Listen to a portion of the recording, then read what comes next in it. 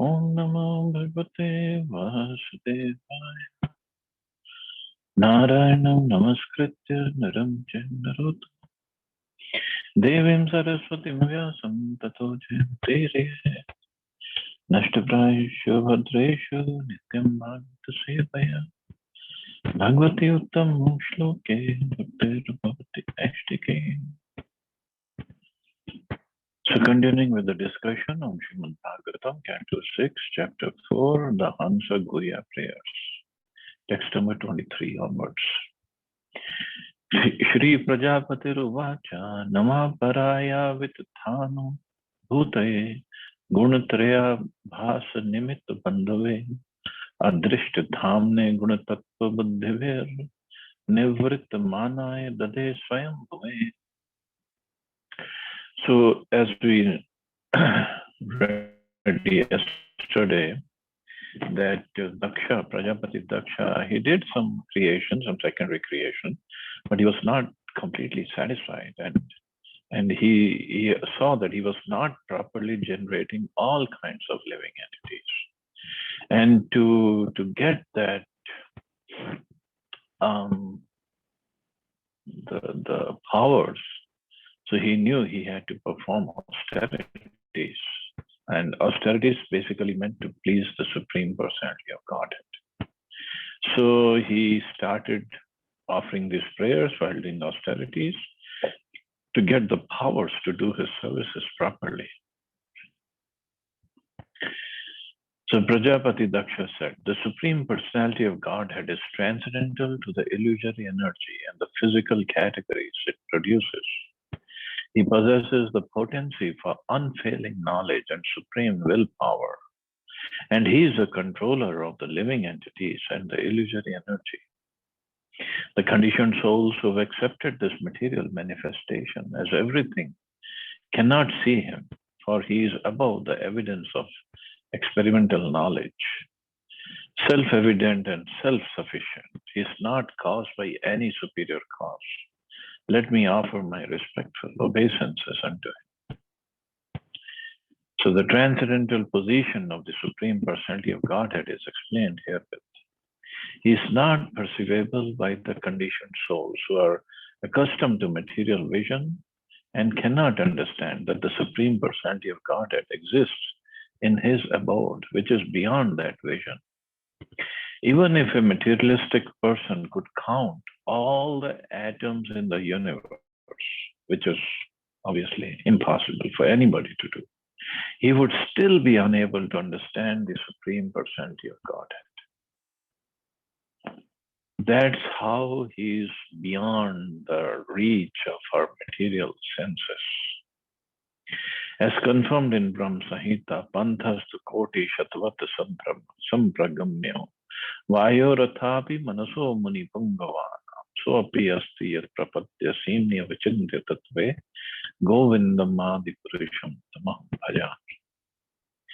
The conditioned souls may try to understand the Supreme Personality of Godhead for many billions of years through their mental speculative processes, traveling at the speed of mind or the wind, but still the absolute truth will remain inconceivable to them because a materialistic person cannot measure the length and breadth of the Supreme Personality of Godhead's unlimited existence.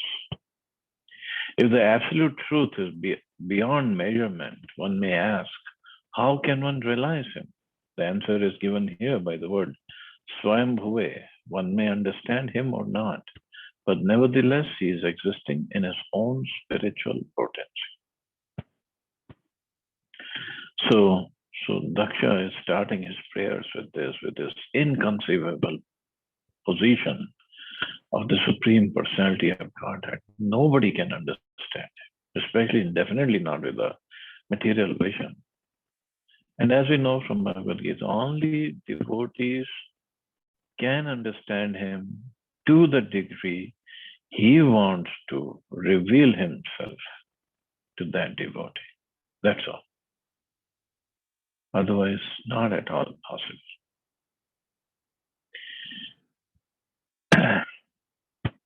Na yasya sakyam purusho aveti sakyu sakha vasan samvasata pure asmin guno yatha gunino vyakta drishtes tasmai maheshaya namaskaromi. As a sense objects, form, taste, touch, sound, smell, cannot understand how the senses perceive them. So the conditioned soul, although residing in his body along with the super soul, cannot understand how the supreme spiritual person, the master of the material creation, directs his senses. Let me offer my respectful obeisances unto that supreme person who's the supreme controller. He's a supreme person, he's a supreme controller. So just like the shloka says, as a sense object, so obviously the form, taste, touch, smell, sound, they're all material, they're not living. So they cannot understand how the senses perceive them. So the conditioned soul, although residing in his body along with the super soul, cannot understand how the supreme spiritual person, the master of the material creation, directs his senses. So everything is so inconceivable. The individual soul and the supreme soul live together within the body. This is confirmed in the Upanishads by the analogy that two friendly birds live in one tree. One bird eating the fruit of the tree and the other simply witnessing and directing. Although the individual living being who is compared to the bird that is eating is sitting with his friend, the Supreme Soul, the individual's living being cannot see him. So, in the same heart, the soul and the super soul are sitting, but the soul living being cannot see the super soul. Actually, the super soul is directing the workings of his senses in the enjoyment of sense objects. But as these sense objects cannot see the senses, the conditioned soul cannot see the directing soul. The conditioned soul has desires, and the supreme soul fulfills them. But the conditioned soul is unable to see the supreme soul. Thus, Prajapati Daksha offers his obeisances to the supreme soul, the super soul, even though unable to see him. So the way to see him is through the scriptures. Another example given is that although ordinary citizens work under the direction of the government, they cannot understand how they are being governed or what the government is. In this regard, Madhvacharya quotes the following verse from the Skanda Purana. As the various servants in the different departments of big establishments cannot see the supreme managing director under whom they are working, the conditioned souls cannot see the supreme friend sitting within their bodies. Let us therefore offer our respectful obeisances unto the Supreme, who is invisible to our material eyes. So it's simple, very simple to understand from this example is just like in India, people cannot understand how Prime Minister Modi is working. How is he working? What direction does he give to everybody and anybody, and how the whole thing is managed? We don't know. All we know, yes, he's working hard to make the country run, to make the country progress properly. Or just like in any given organization, we are in our departments, so we have some knowledge of how our particular department is working, but we don't have knowledge of every single department and how the managing director or the board of directors and how they all are managing everything. We don't know. Of course, we always complain they don't manage properly. That's a different story. But we don't really understand how everything works. And now look at Supreme Soul or Super Soul sitting in our heart and guiding or witnessing every living entity's activities and desires. That is even more mind-boggling. How does it work? Deho asavo aksha manvo bhut matram atmanam anyam cha viduh param yat sarvam pamana veda gunascha tatyo na veda sarvagyam anandam ide. Because they are only matter, the body, the life airs, the external and internal senses, the five gross elements and the subtle sense objects, form, taste, smell, sound, touch, cannot know their own nature, the nature of the other senses, or the nature of their controllers. But the living being, because of his spiritual nature, can know his body, the life airs, the senses, the elements, and the sense objects. And he can also know the three qualities that form their roots. Nevertheless, although the living being is completely aware of them, he is unable to see the Supreme Being, who is omniscient and unlimited. I therefore offer my respectful obeisances unto him. Material scientists can make an analytical study of the physical elements, the body, the senses, the sense objects, and even the air that controls the vital force. But still, they cannot understand that above all these is the real spirit soul.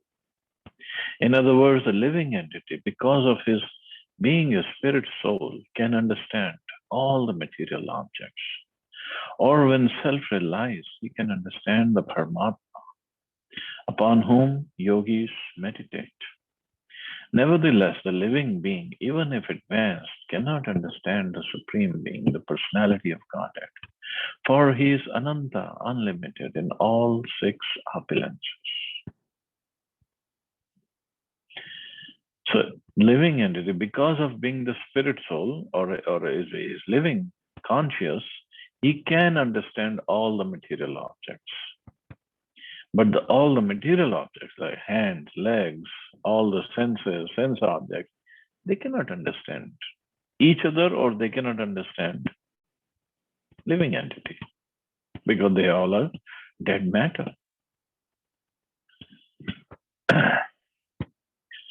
Yadoparamo manaso nama rupa rupasya drishti smriti sampramusha yayate kevalya swasamstheya ansai tasmai shuchi sadmane namaha.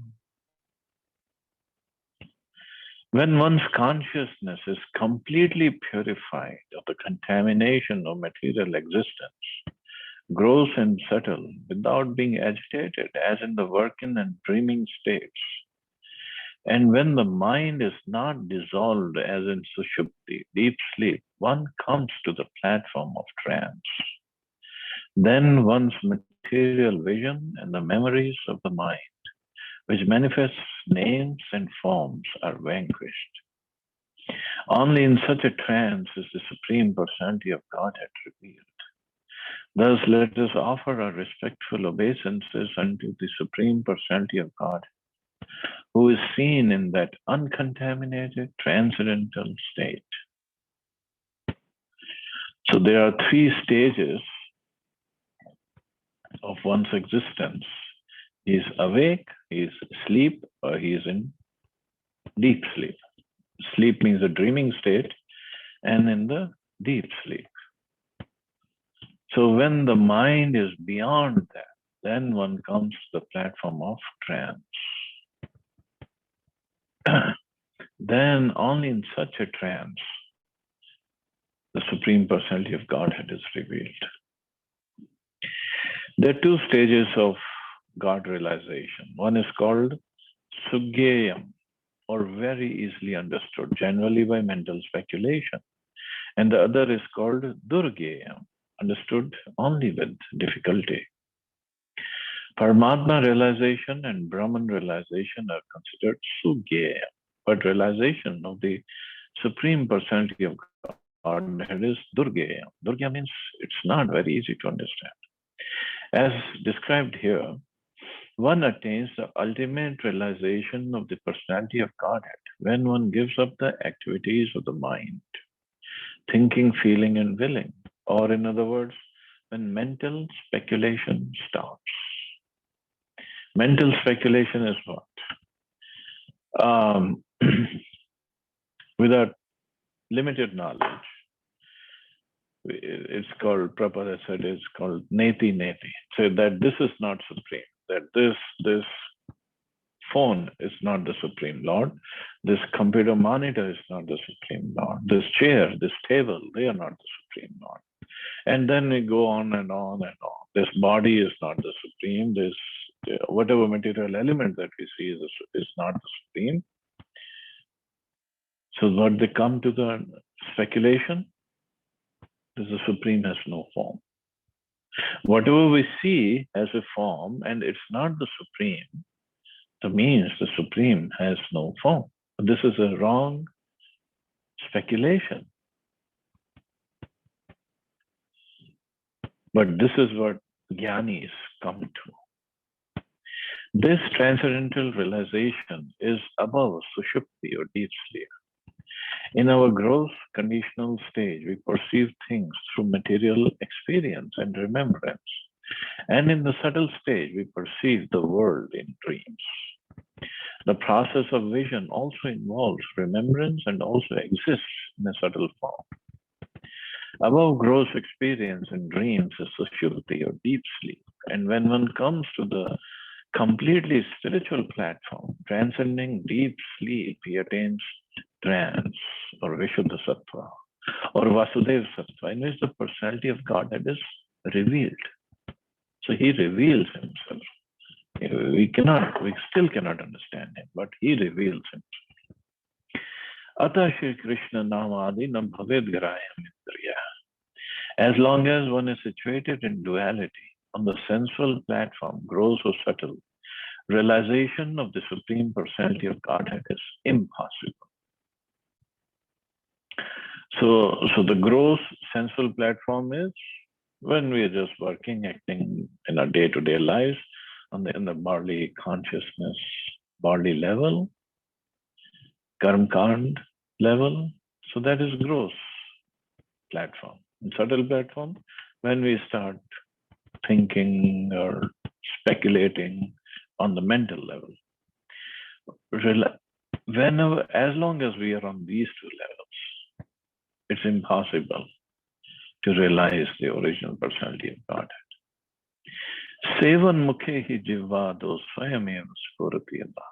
But when one engages his senses in the service of the Lord, specifically when one engages the tongue in chanting the Hare Krishna mantra and tasting only Krishna Prasad with the spirit of service, the Supreme Personality of Godhead is revealed. This is indicated in this verse by the word Shuchi Sadmane. Shuchi means purified.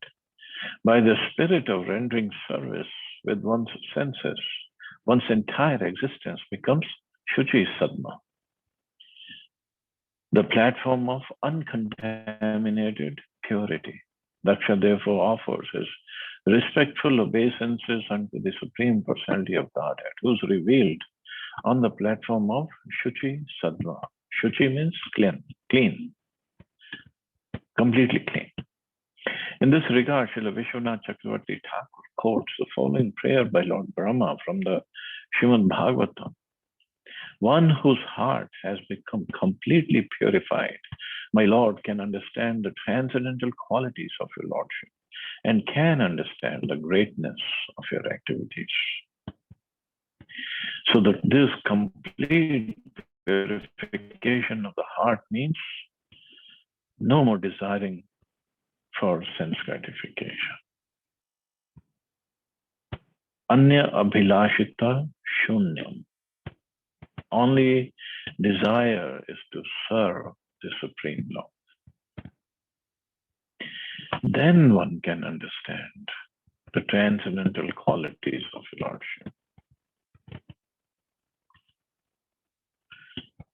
And the process that Prabhupada has given, or it comes from Chaitanya Mahaprabhu, to engage all the senses completely in service of it. Then the senses will not have any other desire but to serve, but to please Krishna. Text 27-28. Manishino antarhridi samniveshitam swashaktibhir navabhishascha trivriddhi vahanim yatha daruni panchadashyam manishaya nishkarshanti gunam sarve mama shesha vishesha maya nishedha nirvana sukhanubhuti sasarva nama sacha vishwarupaha prasidatam aniruktatma shakti. Just as great learned Brahmins who are expert in performing ritualistic ceremonies and sacrifices can extract the fire dormant within wooden fuel by chanting the 15 Samidheni mantras, thus proving the efficacy of the Vedic mantras. So those who are actually advanced in consciousness, in other words, those who are Krishna conscious, can find the super soul, who by his own spiritual potency is situated within the heart. The heart is covered by the three modes of material nature and the 9 material elements: material nature, total material energy, the ego, the mind, the 5 objects of sense gratification, and also by the 5 material elements and the 10 senses. These 27 elements constitute the external energy of the Lord. Great yogis meditate upon the Lord, who is situated as a super soul, Paramatma, within the core of the heart. May that super soul be pleased with me. The super soul is realized when one is eager for liberation from the unlimited varieties of material life. One actually attains such liberation when he engages in the transcendental loving service of the Lord and realizes the Lord because of his attitude of service. The Lord may be addressed by various spiritual names which are inconceivable to the material senses. When will that Supreme Personality of Godhead be pleased with me? So many coverings on the soul, so many different elements that I had mentioned, 27 elements that we studied in the Sankhya Yoga given by Lord Kapil Dev. But when one goes beyond that, so yogis meditate upon the Lord who is situated as super soul within the core of the heart, and the devotees try to serve him. The super soul is realized when one is eager for liberation, and when actually attains such liberation when we engages in the transcendental loving service of the Lord. So that is a real process. So Prabhupada has written long purport on this. In his commentary to this verse, Srila Vishwanath Chakravarti Thakur uses the word durvigeyam, which means very difficult to realize. The pure stage of existence is described in Bhagavad Gita 7:28, wherein Krishna says, persons who have acted piously in previous lives and in this life, whose sinful actions are completely eradicated and who are freed from the duality of delusion, engage themselves in my service with determination. Elsewhere in Bhagavad Gita, Lord says, always chanting my glories, endeavoring with great determination, bowing down before me, these great souls perpetually worship me with devotion. One can understand the Supreme Personality of Godhead after transcending all material impediments. Therefore, Krishna also says in Gita, out of many thousands among men, one may endeavor for perfection. And of those who have achieved perfection, hardly one knows me in truth. So the whole idea is how to know Krishna. And Srila Vishwanath Chakravarti Thakur says it's very difficult. To understand Krishna, the Supreme Personality of Godhead, one must undergo severe penances and austerities. But since the path of devotional service is perfect, by following this process, one can very easily come to the spiritual platform and understand the Lord. This too is confirmed in Bhagavad Gita, wherein Krishna says, Bhaktya Mama Vijanati. One can understand the Supreme Personality of Godhead as he is only by devotional service. And when one is in full consciousness of the Supreme Lord, By such devotion, he can enter into the kingdom of God. So thus, although the subject matter, the Supreme Personality of Godhead, Krishna, is durvigeyam, extremely difficult to understand, it becomes easy if one follows the prescribed method. Coming in touch with the Supreme Personality of Godhead is possible through pure devotional service, which begins with Shravanam Kirtanam Vishnu. In this regard, Srila Vishwanath Chakravarti Thakur quotes a verse from Srimad Bhagavatam. The process of hearing and chanting enters the core of the heart, and in this way, one becomes a pure devotee. Why? Because when the holy name enters the heart, it cleanses the heart of all the unwanted desires. By continuing this process, one comes to the stage of transcendental love, and then he appreciates the transcendental name, form, qualities, and pastimes of the Supreme Personality of Godhead.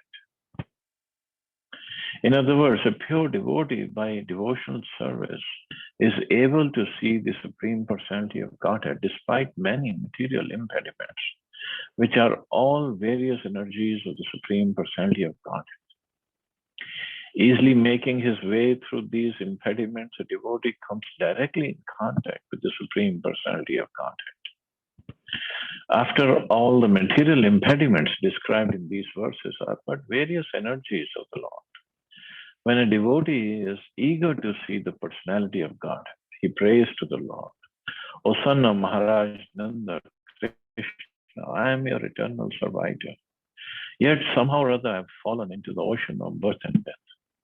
Please pick me up from this ocean of death and place me as an atom at your lotus feet. Being pleased with the devotee, the Lord turns all his material impediments into spiritual service.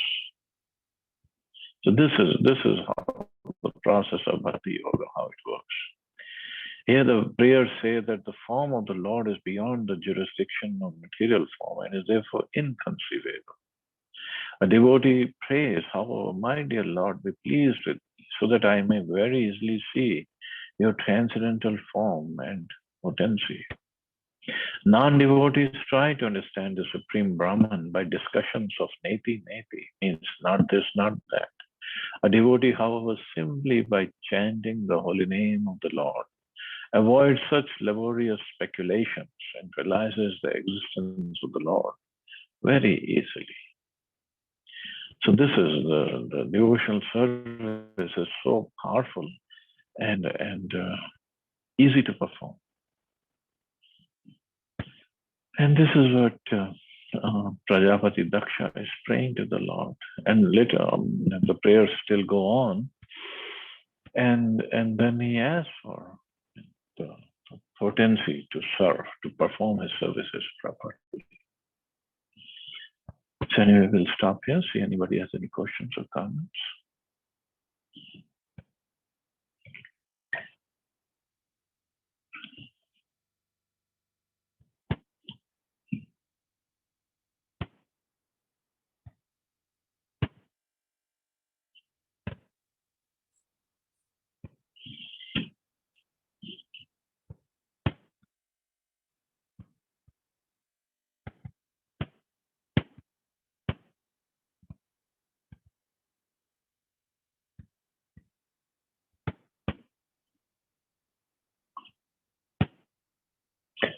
Okay, so we stop here.